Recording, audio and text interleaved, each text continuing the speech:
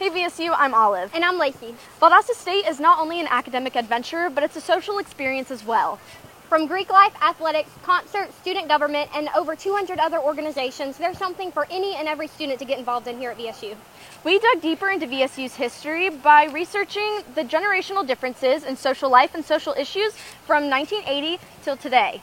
And the way in which this history has not only been on a constantly changing continuum, but how this history has also led us directly to our Valdosta State experience today. We started our research with the online resources that are associated with the VSU Archives Department. After we found our base information, we visited the archives to further our research. To our surprise, VSU has not only been able to obtain records of the academic evolution of this institution, but also the social aspects as well. We found that many of the student organizations that VSU has today were also prominent nearly 4 decades ago. Many distinguished sororities and fraternities that are currently on campus were also recorded in yearbooks in the early 80s, specifically Tau Kappa Epsilon. Another aspect of our research was having the opportunity of interviewing VSU alumni.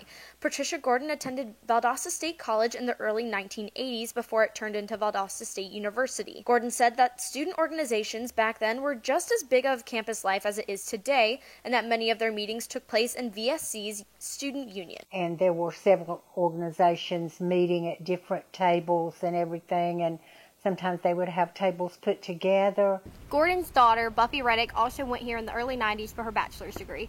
Reddick was present for the transition from Valdosta State College to Valdosta State University, and she touches on the social changes that occurred during this transition. The largest thing I remember when it transitioned from Valdosta State College to Valdosta State University was a population explosion.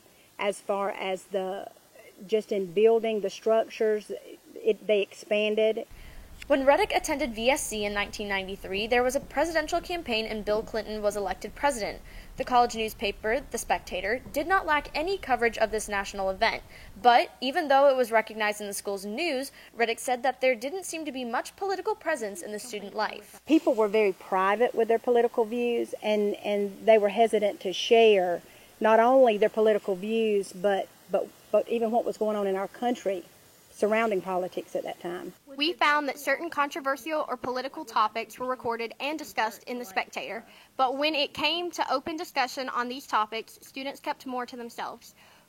Today, with the aid of social media, students are able to project their opinions on trending social issues more openly. This is just one of the biggest generational differences that we found between the 1980s and today. Despite this difference, there is still a social commonality strung across the generations we researched. The genuine hospitality that greets you the moment you step foot on campus.